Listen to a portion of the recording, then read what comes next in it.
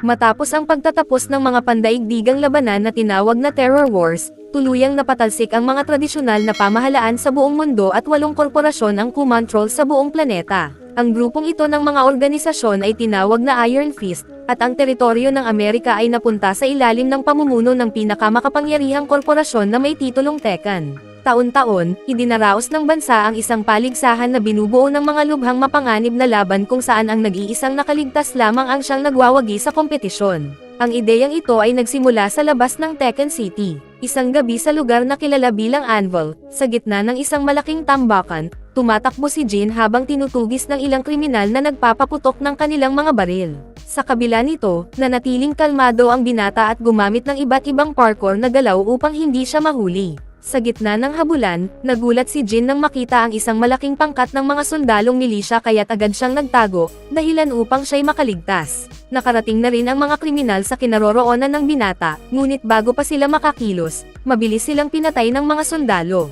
Pagkatapos nito, pinaputukan ng mga sundalo ang mga pader sa paligid upang matiyak na walang makakatakas na nagtatago. Sa kabila ng matinding putukan, nakaligtas si Jin sa pag-atake. At nang umalis na ang mga sundalo, agad siyang tumakas mula sa lugar. Malapit doon, sa isang pagawaan, nakatagpo ng binata si Bonner at iniabot ang bagay na ninakaw niya mula sa mga kriminal na humahabol sa kanya. Masayang sinabi ng lalaki na ang device ay magbibigay ng malakas na koneksyon sa internet para sa kanilang tagwan, na magpapadali sa maraming gawain nila araw-araw.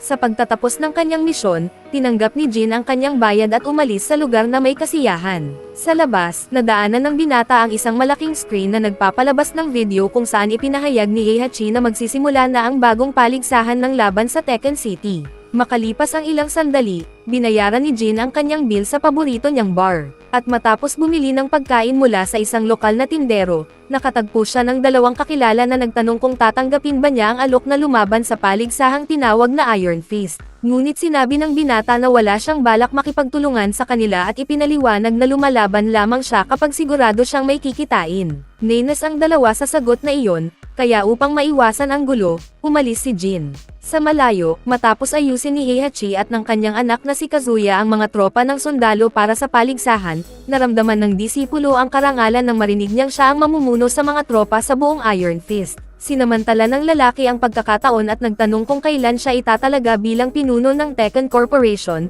dahil matagal na umano siyang handa para sa responsibilidad na iyon. Gayunpaman, sinabi ni Heihachi na hindi pa iyon mangyayari at ipinaliwanag na sa ngayon, dapat lamang mag-focus ang kanyang anak sa kasalukuyang posisyon at panatilihin ang seguridad ng lungsod. Makalipas ang ilang oras, nagmamadaling umuwi ang mga residente ng Anvil upang hindi sila maabotan ng curfew. Ngunit hindi natakot si Jin at nagtungo upang bisitahin si Jun, ang kanyang ina, na abala sa pagsasanay ng martial arts. Pagkatapos silang magyakap, iniabot ng binata ang masustansyang pagkain na binili niya sa bar. Nang mapansin ng babae na ang mga ito ay binili gamit ang perang mula sa pagnanakaw ng kanyang anak, sinabi niyang natatakot siya na baka may mangyaring masama sa binata kung magpapatuloy siya sa ganoong gawain. Ngunit tila, walang pakialam si Jin at pabirong sinabi na kung gusto ng kanyang ina, maaari siyang mag-sign up sa Iron Fist Tournament. Sa narinig, mariing ipinagutos ng babae na huwag niyang gagawin iyon, dahil ayaw niyang masayang ang talento ng anak sa ganoong paraan. Nagalit si Jin at sumagot na magbabayad ng malaking halaga ang paligsahan, ngunit ipinaliwanag ni Jun na ang kasakiman ang dahilan kung bakit napunta sa ganitong kalagayan ang mundo, kaya't hiniling niyang huwag itong gawin. Lalong nag-init ang ulo ng binata at sa kabila ng pakiusap ng ina na manatili muna hanggang matapos ang curfew, hindi siya nakinig at tuluyang umalis. Ilang minuto lang, nakatagpo si Jin kay Kara, ang kanyang kasintahan, na nag-aya sa kanya na pumunta sa bahay nito. Samantala, naghahanda si Bonner na i-hack ang transmission network ng Tekken kasama ang kanyang kasamahan, ngunit biglang nilusob ng mga sundalo ni Kazuya ang kanilang bunker. Mabilis na inalis ng lalaki ang hacking device at gamit ang kanyang martial arts skills, pinabagsak niya ang kalaban at tinapos gamit ang kanyang sandata. Sa parehong oras, isa sa mga helicopter ng Tekken ang nakakita sa kinaroroonan ni Jin. Sa takot na mahuli, agad siyang tumakbo upang makatakas. Kasabay nito, nilusob ng mga sundalo ang bahay ni Jin at sinubukan niyang ipagtanggol ang sarili, ngunit mabilis siyang natalo ng mga ito. Upang maiwasan ang pagkakahuli, tumakbo si Jin ng buong bilis patungo sa bahay ng kanyang ina. Nang makatanggap ng ulat na natagpuan na ang isa pang target, inutusan ni Kazuya ang helicopter na bombahin ng missile ang lugar, kahit hindi alintana ang buhay ng sarili niyang mga sundalo. Habang papalapit si Jin sa tirahan ni Jun, nakita niyang napapaligiran ng mga gwardya ang kanyang ina. Ngunit bago pa niya ito mailigtas, tinamaan ng napakalaking pagsabog ang lugar at agad na nawala ang lahat. Dahil sa shockwave ng pag-atake, natapon si Jin at napasok sa matinding pagkabigla ng mapagtanto niyang nasaksihan mismo ang pagkamatay ng kanyang ina. Wasak ang kanyang kalooban habang naglalakad siya sa guho ng bahay. Habang iniimbestigahan ang mga labi, natagpuan niya ang isang litrato na laging iniingatan ni Jun. Dahil dito, naalala ni Jin ang mga panahon na nagsasanay siya ng martial arts kasama ang kanyang ina. Sa sandaling iyon, nakatagpo siya ng isang Tekken ID card. Nang matanto niyang bahagi ng korporasyon ang kanyang ina, lalo siyang nagalit, at nang makita siya ng kanyang kasintahan sa gitna ng pagkawasak, sinubukan siyang pakalmayan ni Kara. Ngunit hindi pinakinggan ni Jin ang anumang sinasabi nito at umalis, determinado na ipaghiganti ang kanyang ina. Ilang minuto lang, si Steve, isa sa mga organizer ng paligsahan, ay nagsimulang mag-recruit ng mga bagong kalahok para sa kompetisyon, nag-aalok ng $100 sa sinumang papayag na lumaban sa martial law. Takot ang mga residente ng Forho sa maaaring mangyari sa loob ng ring kaya tumanggi silang lumaban. Samantala, sinamantala ni Jin ang pagkakataon upang makaganti at kumita ng mas malaking pera. Tinawagan niya ang organizer at sinabi niyang gusto niyang mag-sign up. Inutusan siya ni Steve na ibaba ang kanyang backpack at sumunod sa loob. Dinala ng lalaki si Jin sa ring kung saan nasaksihan niya ang isa sa mga hamon na binugbog ni martial law na may mahusay na martial arts skills. Sa kabila nito, hindi natakot si Jin at sa pagtatapos ng laban, pumasok siya sa ring upang hamonin ang kampyon, sinasabing tatalunan niya ito para makasali sa Iron Fist. Hindi nag-aksaya ng oras si Lo at agad na inatake ang kalaban gamit ang isang malakas na combo. Galit na galit, muling nakabawi si Jin at sumugod, nagbigay ng sunod-sunod na suntok sa buong bilis. Sa sandaling iyon, nakilala ng mga parokyano sa bar ang kanilang kaibigan na lumalaban sa ring at namangha sila na nakikilahok ang binata sa lahat ng ito. Bukod pa rito, pinapanood ni Heihachi ang laban kasama ang kanyang anak, maingat na sinusuri ang galaw ng baguhan. Sa matinding galit, sinubukan ni Lo na durugan si Jin laban sa pader, ngunit nakaiwas ito gamit ang isang parkour na galaw at tinamaan siya ng sipa sa mukha. Nabigla ang kampyon sa atake. Pagkatapos makabawi, ipinagpatuloy niya ang laban ngunit paulit-ulit siyang tinatamaan ni Jin, dahilan upang lalo siyang magalit. Determinado na tapusin ang laban, sinimulan ni Lo ang sunod-sunod na mabilis na atake. At kahit anong iwas ang gawin ni Jin, mabilis siyang napabagsak. Habang nakahandusay ang binata, sunod-sunod na sipa at suntok ang pinakawalan ng kampyon sa kanyang katawan at nagdiwang habang bumagsak ang manlalaro, pagod na pagod. Nakita ni Steve na malapit nang matapos ang baguhan at nadismaya siya, ngunit sa sandaling iyon, naalala ni Jin ang kanyang ina at nakaramdam ng inspirasyon upang manalo. Agad niyang hinarang ang atake at nagpakawalan ng isang malakas na combo, tinapos si Lo gamit ang isang makapangyarihang galaw. Tuwa ang Bamalot sa mga manunood dahil may bagong kampyon mula sa Anvil na sasali sa Iron Fist. Ipinahayag ni Heihachi na hindi pa niya nakitang natalo si martial law ng sinuman. Sa labas, binati ni Steve si Jin sa kanyang tagumpay at sinabi na maliban sa kanya, lahat ng iba pang kalahok sa paligsahan ay may mga sponsor na humahawak sa lahat ng mga bagay na may kinalaman sa kompetisyon. Kaya iminungkahi ng lalaki na tanggapin siya ni Jin bilang partner upang asikasuhin ang lahat ng iyon, kapalit ng porsyento mula sa kita ng kanyang mga laban. Bagaman nag-aatubili, tinanggap ng binata ang kasunduan at magkasama silang bumiyahe patungong Tekken City, kung saan dinala ni Steve ang kanyang bagong manlalaro sa training center ng paligsahan. Samantala, nakipagkita si Kazuya sa kanyang ama upang ipakita ang lahat ng mga kalahok sa Iron Fist Tournament, pati na rin ang kasalukuyang kampyon na si Brian Fury. Sa loob ng training bunker, nakilala ni Jin si Christy at nang mapansin niyang pareho ang mga galaw na kanyang sinasanay sa martial arts, pinuri niya ang kakayahan ng babae. Natutuwa ang kalahok sa komento at sinabi niyang curious siya dahil hindi pa niya nakikita ang binatang iyon dati. Makalipas ang ilang minuto, nagsimula na ang Iron Fist Tournament at tinawag ng mga announcer sina Raven at Eddie para simulan ang unang laban ng gabi. Mabilis na pinakawalan ni Eddie ang sunod-sunod ng mga sipa laban sa kalaban na paulit-ulit na napabagsak ng mga galaw ng Capoeira fighter. Naiinis, nakawala ang kalaban at sumugod, ngunit muli siyang napabagsak, dahilan upang lalo siyang magalit. Pagod na sa lahat, gumamit Gumamit si Raven ng isang galaw upang makasampa sa ibabaw ni Eddie at pinakawalan ang 12-12 ng suntok sa ulo nito, dahilan upang matalo ang Capoeira fighter. Pagkatapos ng unang laban, nagsagawa ng bunutan ang mga presenter para sa susunod ng mga manlalaro, at napili si Jin na harapin si Miguel, isang makapangyarihang boksingero. Bagaman linis siya sa paraan ng paglalarawan ng kanyang paglahok, nanatiling nakapokus ang binata at umakyat sa ring. Hindi nag-aksaya ng oras si Jin at sinimulan ang round sa pamamagitan ng sunod-sunod na pag-atake sa kalaban. Bilang ganti, pinabagsak siya ni Miguel gamit ang isang galaw. Pagkatapos makabawi, nagpakawala ang binata ng combo ng mga suntok laban sa lalaki, ngunit muli siyang nadala sa lupa. Napansin ni Jin ang estilo ng pakikipaglaban ni Miguel at nagkaroon ng ideya. Pagbangon niya, paulit-ulit niyang tinamaan ang mga binti ng kalaban hanggang sa ma-immobilize ito. Bago tapusin ang laban, tumingin ang binata sa direksyon ni Heihachi at sinira ang binti ni Miguel, na napasigaw sa sakit. Agad pagkatapos nito, nagpakawala si Jin ng isang flying kick sa manlalaro, at upang magbigay ng mas matinding mensahe, tumalon siya sa ibabaw ng kalaban at pinakawalan ang 12-12 ng suntok. Sumigaw si Steve sa baguhan na tumigil na dahil tapos na ang laban. Galit naman si Kazuya sa resulta at umalis mula sa silid ng kanyang ama.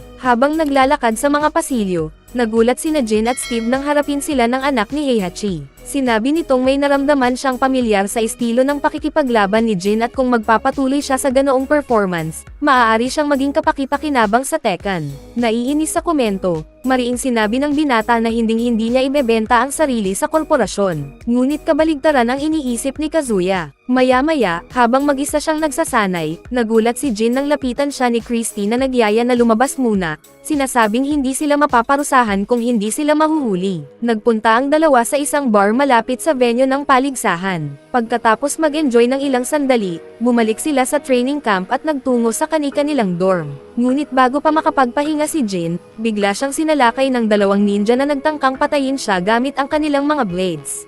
Sa takot, sinubukan ng binata na ipagtanggol ang sarili, ngunit sobrang dilim ng silid at wala siyang makita sa paligid. Narinig ni Christy ang mga sigaw at pagkawasak mula sa silid ng kaibigan kaya't agad siyang tumakbo upang tumulong. Ginamit niya ang isa sa mga dumbbell ng gym upang basagin ang glass door. Nang mapansin ng mga ninja na hindi nag-iisa ang kanilang target, agad silang umalis. Dali-daling dinala ni Christy si Jin kay Steve na nagalit ng matanto niyang sinusubukan ng mga pinuno ng korporasyon na pigilan ang baguhan na manalo sa kompetisyon. Sinikap ng lalaki na unawain kung bakit nila ginagawa ito. Ipinakita ni Jin ang ID card ni Jun, sinasabing maaaring may mas malalim na dahilan kung bakit nangyayari ito. Pagkakita sa card, ipinahayag ni Steve na kilala niya ang ina ng manlalaro at sinabi niyang nakalaban nila ang isa't isa sa Iron Fist. Dagdag pa niya, hindi pa siya nakakita ng babaeng kasing bihasa sa laban tulad ni Jun. Tumanggi si Jin na paniwalaan ang lahat ng iyon. Ngunit iginiit ni Steve na totoo ang kanyang sinasabi at hiniling sa binata na umalis at bumalik sa Anvil City dahil nasa panganib siya habang nasa teritoryo ng Tekken.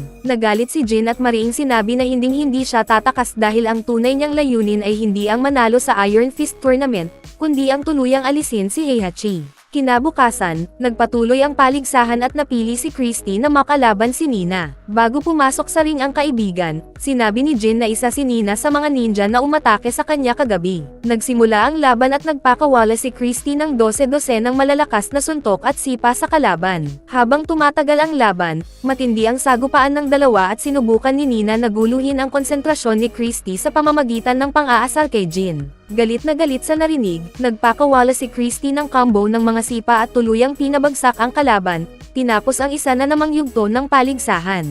Makalipas ang ilang sandali, napili si Jin para sa susunod ng laban kung saan makakaharap niya si Yoshimitsu, isang makapangyarihang samurai. Nang mapansin ni Steve na may sugat ang kamay ng kaibigan, binigyan niya ito ng espesyal na pulse arrows na dati niyang ginagamit sa mga laban. Masaya si Jin at agad niyang sinuot ang bagong proteksyon. Habang naglalakad ang manlalaro papunta sa ring, inutusan ni Heihachi ang kanyang anak na baguhin ang draw ng laban. Nagtanong si Kazuya kung bakit, at ipinaliwanag ng matanda na ang sagupaan ng dalawang iyon ay karapat-dapat para sa semifinal.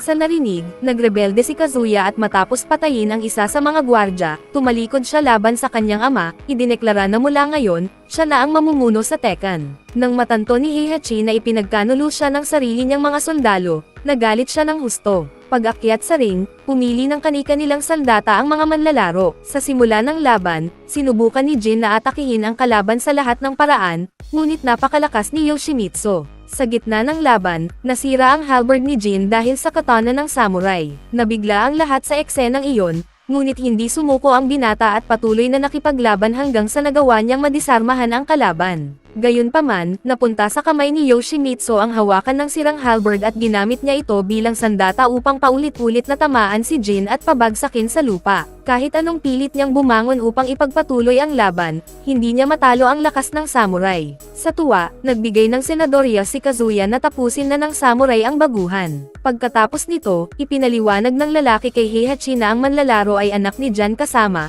isang babae na minsan niyang nakarelasyon. Dito nabunyag na si Kazuya pala ang tunay na ama ni Jin, na iniwan sila sa isang simpleng gawa ng duwag at kay abangan. Pagkarinig nito, nagalit si Heihachi at matapos atakihin ang mga sundalo sa paligid, agad niyang inactivate ang emergency panel na nagdulot ng matinding gulo sa loob ng stadium. Mabilis na pinalibutan ng mga gwardya ng Tekken ang lugar at sinamantala ni Jin ang pagka-distract ng kalaban. Sunod-sunod niyang tinamaan ang samurai at sa huli, napabagsak niya ito. Nagalit ang mga manunood sa eksenang iyon at nang mapansin ni Steve at Christy na lahat ng mga kalahok ay hinuhuli, agad silang tumakbo upang iligtas si Jin. Ngunit bago pa sila makalabas ng stadium, napalibutan na sila ng mga sundalo at napilitang sumuko. Dinala ang mga manlalaro sa isang uri ng kulungan at tinulungan ni Raven sina Steve at Christy na maibalik sa lugar ang balikat ni Jin na na-dislocate sa laban. Dumating si Kazuya kasama ang kanyang mga gwardya at ipinahayag na mula ngayon, matatapos lamang ang bawat laban kapag may isa sa mga manlalaro ang mawawala ng buhay. Nabahala ang lahat sa balitang iyon. Upang makahanap ng paraan para makatakas, iminungkahi ni Jin na tumanggi silang lahat na lumaban, dahil kung walang lalaban, wala ring paligsahan. Sa narinig, nagkaroon ng ideya si Raven at agad na inatake ang mga gwardya, nagawa niyang madisarmahan ang ilan. Sinamantala ni Steve ang pagkakataon, kinuha ang isa sa mga armas at pinaputukan ang mga sundalo, dahilan upang magkaroon ng daan para makatakas ang ilan sa grupo mula sa selda. Upang pigilan ang pagtakas ng mga bilanggo, inutusan ni Kazuya na patayin silang lahat. Sa gitna ng pagtakas, nadaanan ni Jin si Heihachi na nakakulong sa isa sa mga selda. Habang pinipigilan ni Raven ang mga gwardya, kinausap ng grupo ang matanda at sinabi nitong kung palalayain siya, matutulungan niya silang harapin ang buong sitwasyon. Dahil kailangan nila ng lahat ng tulong, agad nilang pinalaya si Heihachi. Ngunit bago pa siya makasama sa grupo, nabaril at nahuli si Raven ng mga sundalo. Kasabay nito, tumakas ang grupo patungo sa Anvil City. At habang ginagabayan ni Jin ang lahat papunta sa isang tagwan, inutusan ni Kazuya ang kanyang mga mandirigma na agad hanapin ang mga target. Ilang minuto ang lumipas. Kinausap ni Heihachi si Jin habang nagpapahinga ito at ibinunyag na si Kazuya ang tunay na ama ng binata, bagay na agad niyang itinanggi. Ipinaliwanag ng matanda na nauunawaan niya kung bakit ganito ang ikinikilos ng kanyang anak, dahil mula ngayon ay may dalawang nag-aaway para sa trono ng Tekken. Sa sandaling iyon, nilusob ng isang pangkat ng mga sundalo ang kanilang tagwan gamit ang isang malaking combat truck at pinaputukan ng maraming missiles. Agad na sumugod sina Christy at Steve upang labanan ang mga kalaban, habang sina Jin at Heihachi ay nagtago upang hindi sila mapatay. Nang mapansin ni Steve na malapit na silang tamaan, sumigaw siya kay Christy na tumakbo. Ngunit bago pa siya makapagtanggol, tinamaan siya ng 12 ng bala. Samantala, nawalan ng malay si Christy matapos tamaan ng electric baton. Makalipas ang ilang sandali, sina Jin at Heihachi ay tuluyang napasuko ni Kazuya. Upang tuluyan ng maging bagong pinuno, inutusan ni Kazuya ang kanyang mga gwardya na tapusin ang matanda at dinala ang mga manlalaro palayo sa lugar na tuluyang winasak ng isang malakas na pagsabog. Kinabukasan, matapos ipaliwanag ang bagong mga patakaran sa lahat ng manunood, sinimulan ni Kazuya ang susunod na laban sa pagitan nina Brian at Sergi. Pagpasok nila sa ring, pumili ng sandata ang mga manlalaro at agad na tinaga ng sundalong Ruso ang tiyan ng kampyon. Nadisarmahan ni Sergi ang kalaban at itinapon ang kanyang espada upang maging patas ang laban gamit lamang ang kanilang mga kamay. Nagpalitan ng maraming suntok ang dalawa sa ring, ngunit madaling nasugatan ni Brian ang kalaban. Matapos siyang itapon, muling nakuha ni Brian ang kanyang chain blades. Bago pa makabangon, naipit na ang leeg ni Sergey sa sandata ni Brian at walang awa itong tinapos ng kampyon, dahilan upang siya ang manalo sa laban. Sa pagtatapos ng round, dinala ng mga sundalo ang katawan ng natalo. Samantala, sa kulungan ng stadium, pinahirapan ni Kazuya si Jin kasama ang kanyang mga sundalo. Dagdag pa niya, kung tatanggi ang anak na lumaban, si Christy ay papatayin. Upang pilitin siyang sumali, kinuha niya ang babae bilang bihag. Determinado na ipaghiganti ang lahat ng ginawa ng kanyang ama, muling sinuot ni Jin ang mga pulse earrings ni Steve at nagtungo sa ring para sa huling laban, na magiging laban niya kay Brian Fury. Hindi nag-aksaya ng oras si Jin at agad na sumugod sa kanyang kalaban. Ngunit dahil may mga robotic na bahagi ang katawan ni Brian, nagkaroon siya ng malaking kalamangan sa laban. Kahit ilang beses subukan, hindi tinatablan si Brian ng mga atake ni Jin at paulit-ulit siyang tinatamaan ng mas mabibigat na suntok. Sa sandaling iyon, naalala ng binata ang mga paliwanag ng kanyang ina noong nakaraan nilang pagsasanay, kung saan natutunan niyang obserbahan ang kahinaan ng kalaban. Dahil dito, napansin ni Jin ang mga kahinaan sa cyborg na katawan ni Brian. Sa galit, sinugod niya ito at nagpakawalan ng malalakas na suntok. Agad niyang nagawa ang isang galaw na nagpabagsak sa kampyon at mabilis na umakyat sa isa sa mga poste ng ring, kung saan pinakawalan niya ang huling atake na tuluyang tumapos kay Brian. Ang tagumpay na ito ay nagdulot ng matinding tuwa sa mga taga-Anvil at galit sa mga nasa Tekken. Sa nakita, nagpasya si Kazuya na harapin ang kanyang anak sa isang huling laban. Kinuha niya ang kanyang mga palakol at nagtungo sa ring. Sinubukan ni Jin na mag-isip ng paraan upang manalo, ngunit dahil ubos na ang kanyang lakas, mabilis siyang tinamaan ng mga pag-atake ni Kazuya.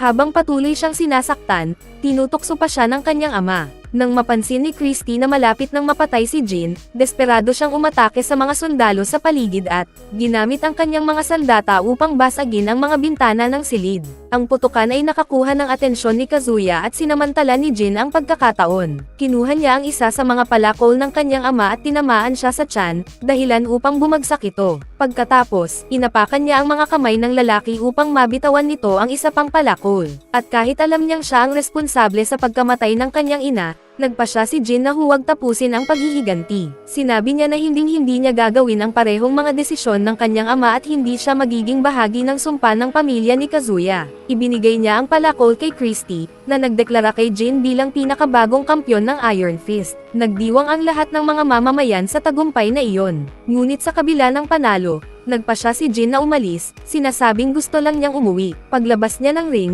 sinalubong siya ng mga sundalo ng Tekken sa labas ng stadium bilang kanilang bagong pinuno. Mula sa araw na iyon, tuluyang nawasak ang tiranya ng mga dating pinuno ng korporasyon at naging simbolo ng pag-asa at kalayaan ang pangalan ni Jin sa buong mundo. Gayunpaman, nananatiling nasa panganib ang kalayaan ng mga tao at ang dakilang pamana ng pinakamalakas na kampyon ng Tekken ay nagsisimula pa lamang.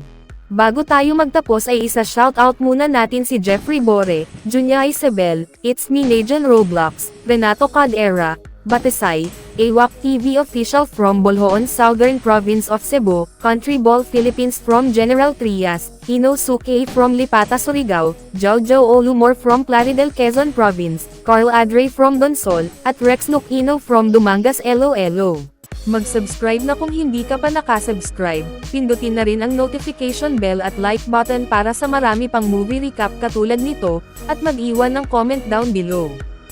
And as always, thank you for watching.